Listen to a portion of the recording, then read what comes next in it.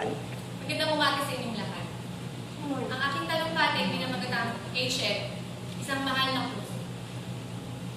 Maraming mga magulang ang umaaray at naghihirapan sa pagpapaaral ng kanilang mga anak sa kolehiyo.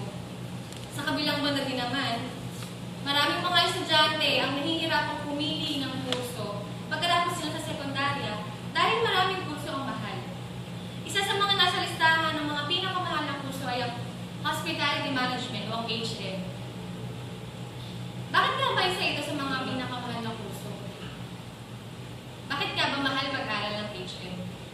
Bilang isang mag-aaral ng kursong ito, alam na alam ko ang dahilan.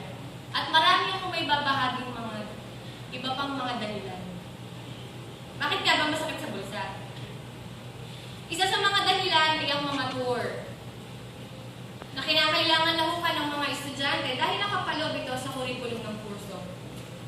Ang mga tour, na libo ang halaga, kinakailangan pumunta at pag-aralan ng iba't ibang lugar.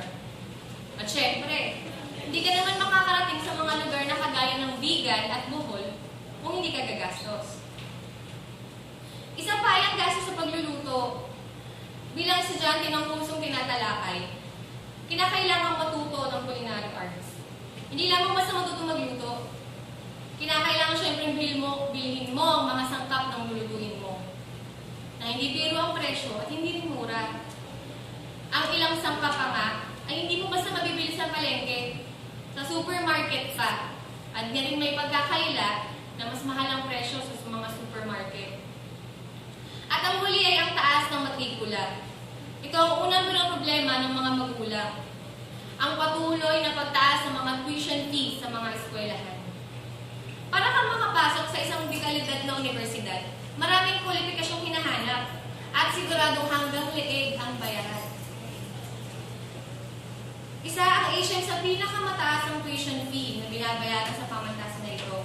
Dagdag pa ang kabi-kabilang laboratory fee at bayad sa mga materyales na gagamitin ng estudyante sa eskwelahan. Maraming gustong mag-aral sa kolehiyo at makapagtapos para magkaroon ng magandang buhay at kinabukasan. Marami din estudyante ang gustong kumuha ng HM, pero hindi magawa dahil sa mga nabanggit na dahilan. Dahil mahal ang kursong ito. Maraming salamat po.